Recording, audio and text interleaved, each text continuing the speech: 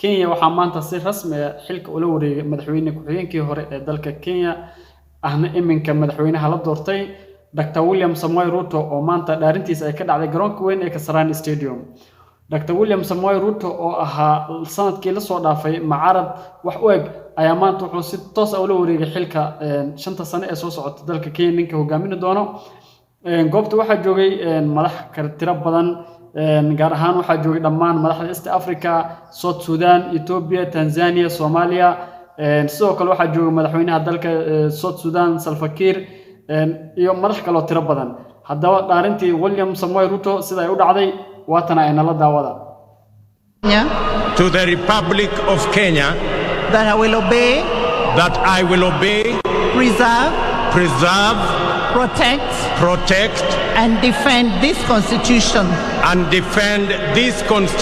of Kenya as by law established,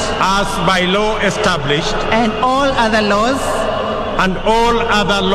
of the Republic, and that I will protect and uphold the sovereignty, integrity, and dignity of the people of Kenya.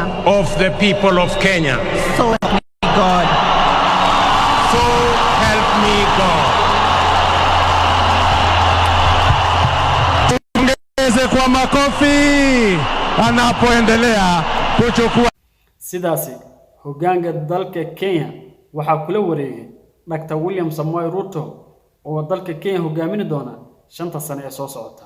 Waxaa xusid mudan Raila Amolo Odinga oo ahaa ninkii la tartamay William Samoei Ruto ayaa isagana meesha ka maqnaa. Waxaa kaloo aan imaanin maanta dhaarintan Martha Karua oo ay taran maydka Raila Amolo Odinga. Kenya waxay wajahaysaa siyaasad cusub ayadoo oo la filayo Dr. William Samoei Ruto inuu dalka Kenya ku hogaamiyo nabad, xasilooni, kala dambeyn iyo inuu wax ka qabto dhaqaalaha iyo maciishada dalka Kenya oo Kenyaanka si weyn ay qaylinayaan. Haddaba waan arki doonaa